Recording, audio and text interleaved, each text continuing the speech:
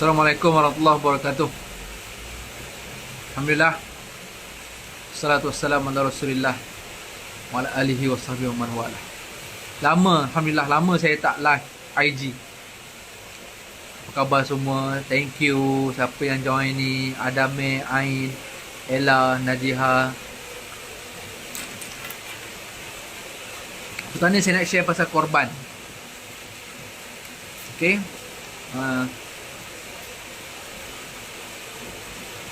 Kenapa kita kena korban? Dalam Al-Quran ada satu surah. Pendek surah tu. Inna a'tainakal kautsar fasalli li rabbika wanhar. Inna syani'aka huwal abtar. Surah Al-Kautsar. Inna a'tainakal kautsar.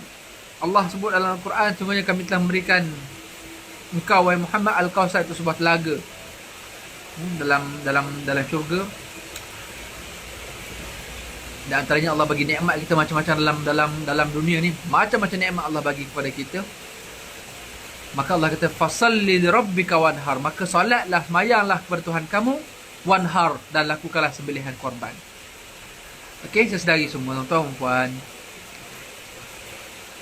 Orang yang nak buat korban ni jangan kata tunggu duit banyak. Kerana syarat orang yang dituntut buat korban, dia korban ni bukan wajib, dia sunat muakkad.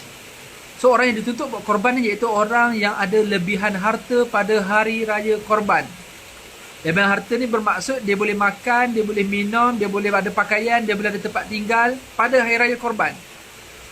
Bermaksud kalau seminggu lepas raya dia tak ada bajet, sebenarnya orang itu masih boleh, orang tu masih digalakkan untuk berkorban. Bukan orang yang ada saving, nanti kereta saya nak kena servis. Bila awak nak servis kereta tu sebulan depan. Terus kita bulan depan ni hari raya korban ni, kalau awak ada duit dan duit itu cukup untuk nak buat korban, tak kira lah korban dalam negara RM700 ke RM600 ke, atau korban luar negara RM300 ke, asalkan awak ada duit hari raya korban, lebihan harta, lepas tolak kos makan, minum, tempat tinggal awak hari raya tu, awak ada lebih duit 300, 400, 500, 600, awak sebenarnya digalakkan untuk berkorban. Bukan diwajibkan berkorban, digalakkan berkorban. So jangan kata ustaz saya tak ada bajet ustaz. Itu dalam akaun saya tahu ada RM3,000 tu. Oh RM3,000 tu sebab saya hujung tahun nanti saya nak pergi melancong. Wah, itu lagi something wrong. So sekali jangan ingat bila kita buat korban, kita keluarkan duit bulan 7, bulan 10, 11 itu kita tak dapat ganti. Jangan cakap macam tu. Dan jangan rasa dengan RM3,000 yang kita save dalam akaun konon-konon nak guna hujung tahun, jangan rasa RM7,000 tu konon-konon nak save, aku tak nak keluar bajet untuk bulan 7 nak keluar korban sebab nak save RM3,000-4,000 ni untuk buat benda lain hujung tahun. Adakah kita boleh jamin kita punya saving RM3,000-4,000 tu boleh sampai hujung tahun? Kadang-kadang kita nak save tu untuk benda lain, nak pergi bercuti ke hujung cuti sekolah kan, itu benda takdirkan bulan 9, bulan 10 kereta kita accident, macam mana? Atau boleh takdirkan 9-10 gearbox rosak yang mesti repair, yang mana bajet repair pun tak ada pun sebenarnya bajet repair tu. So macam mana kita nak kata? Sebab tu ramai, sebab tu sunat muakkad ini bermaksud dia digalakkan kita berkorban. Bukan kita ada save bajet banyak, kita ada simpan banyak duit, tak. Selagi mana kita ada lebihan harta pada hari raya korban. Hari raya korban kita 31 Julai. Kalau 31 Julai tu kita ada duit lebih daripada untuk makan, minum, tempat tinggal, pakaian kita, anak-anak kita semua, sesedari kita digalakkan, dituntut untuk berkorban. Saya tak pernah jumpa orang yang korban tahun ini, tahun depan dia miskin, tahun depan dia jadi tak cukup duit, berhutang orang, tak ada. Yang saya selalu jumpa orang yang tak berkorban, bab duit ni sikit-sikit berkira sangat-sangat, orang macam ni lah selalu tak cukup. Dan saya tengok orang yang berkorban tak mestinya orang kaya. Ramai dia orang yang tak kaya pun dia berkorban. Dan saya tengok dia cukup je harta ni. Taklah kaya, tapi dia cukup je. Maintain, setiap tahun relax, boleh makan, boleh minum, hutang tak banyak, sihat, anak-anak semua baik. Sebab apa? Antara sebabnya kerana korban. Sebenarnya. Sebab tu saudara-saudari, ada yang kata pula korban, saya tak buat Ustaz sebab 2 tahun lepas saya dah buat. Saudara-saudari, tahun lepas ke, 2 tahun lepas ke, itu adalah korban tahun lepas untuk nikmat tahun lepas yang Allah dah bagi. Tahun ini Allah bagi nikmat banyak. Jangan kata tak banyak. Ustaz, PKP saya tak ada nikmat. Jangan kata macam tu. Ya? Even PKP pun saya rasa ramai yang dapat lebihan harta time PKP. macam-macam subsidi lah, skim penjana lah, macam-macam. Kalau government servant lagi lah, malah ada banyak lebihan dengan moratorium lah, yang loan boleh extend. Saya sedari semua korban lah, korban. Yang kedua, yang saya nak bincang juga tentang diskriminasi korban. Ada yang kata ramai orang korban luar negara sekarang dengan alasan murah. Yang lagi best lagi, siap condemn, kata ustaz-ustaz ni promote korban luar negara, akhirnya mengabaikan orang yang dalam negara. Jangan cakap macam tu. Korban inilah benda yang bebas untuk kita buat. Memanglah, kenapa penting buat dalam negara? Satunya sebab kita lebih mudah untuk nak tengok siapa yang menerima. Orang yang menerima pula tahu siapa yang berkorban, yang bagi dekat dia kalau kita buat agihan tu kan. Yang keduanya, dekat sini juga kita mencari rezeki. Tapi dalam masa yang sama, kita juga tak boleh nafikan ada orang yang memang tidak mampu nak korban dalam negara. RM600, RM700 itu bahagian dia tak mampu. Jadi kemampuan saya ada bajet lebih kurang 300 Ustaz. Kebetulan ada NGO yang buat korban luar negara RM300. Maka why not? Kenapa kita tak korban luar negara?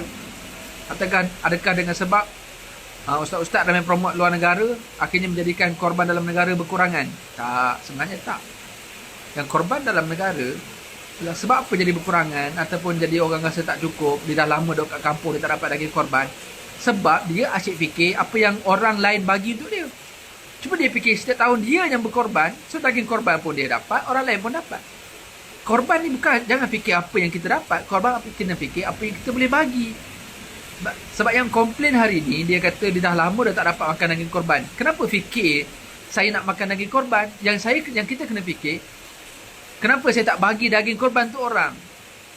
Itu isunya. Sebab ada kadang-kadang saya rasa macam double standard.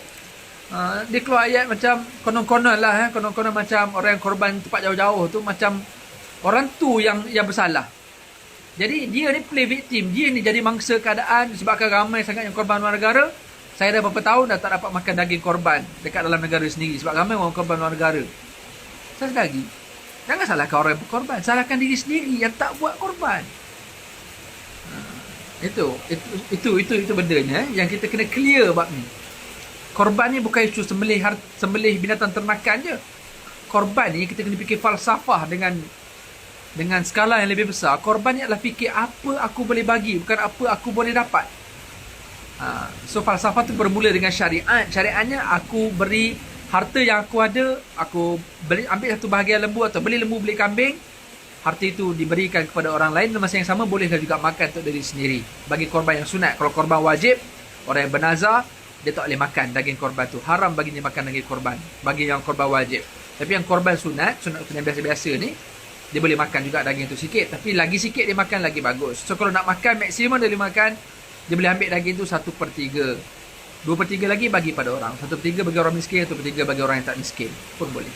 Yang penting sekali lagi, jangan kita rasa salah kalau kita nak korban luar negara dalam keadaan kita income pendapatan kita dalam negara, kita ada jiran dekat sekeliling kita, so kita korban luar negara rasa macam kesian pula jiran tak dapat. Akhirnya kita tak korban pun dalam negara, luar negara pun tak korban dengan alasan tak fair nak korban luar negara sebab nanti jiran tak dapat. Akhirnya kita pun tak korban. Kenapa tak korban? Sebab tak mampu pula dalam negara.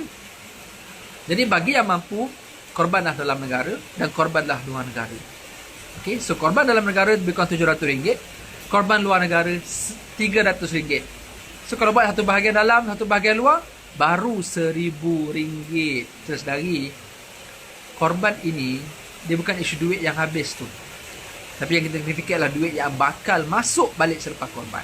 Yakinlah saudari, yakin Sebab itu saya buat dengan Korbani pada tahun ni. Boleh klik link dekat bio saya, ada link warna biru tu. Klik je, nanti dia akan terus direct kepada apps Korbani. Apa yang kami buat dengan NGO dengan Korbani ni adalah kita buat ke 17 buah negara tak termasuk Malaysia.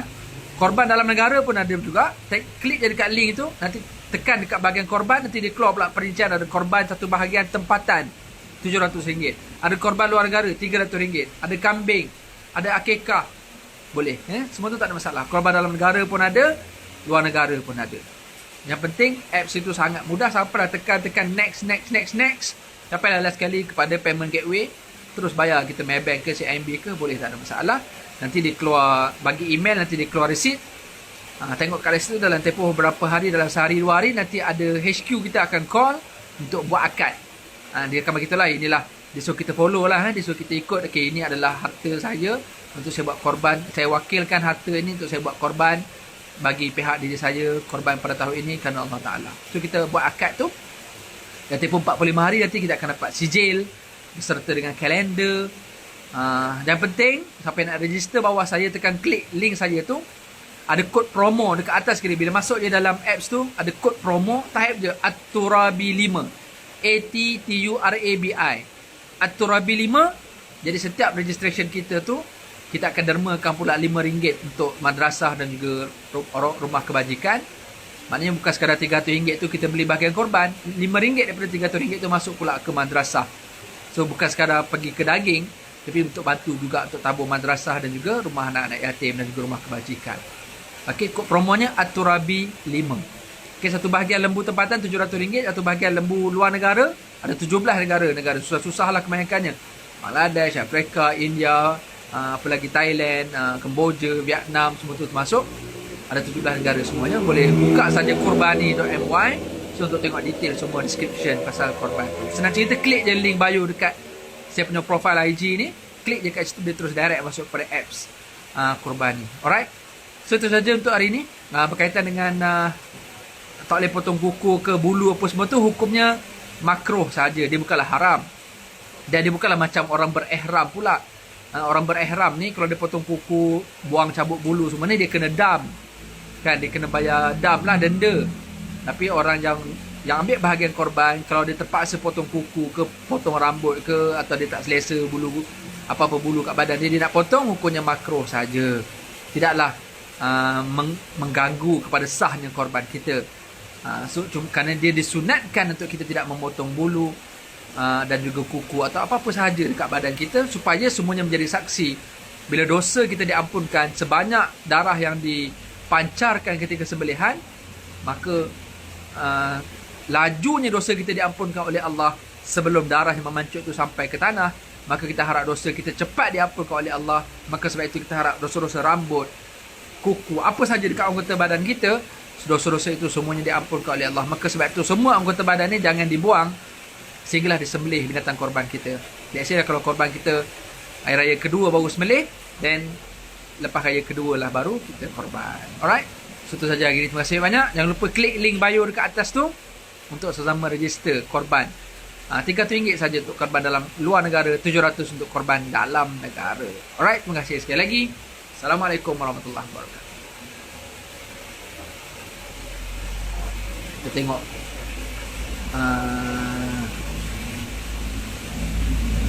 view dekat depan ni pula. Selamat berkorban semuanya. Assalamualaikum warahmatullahi wabarakatuh.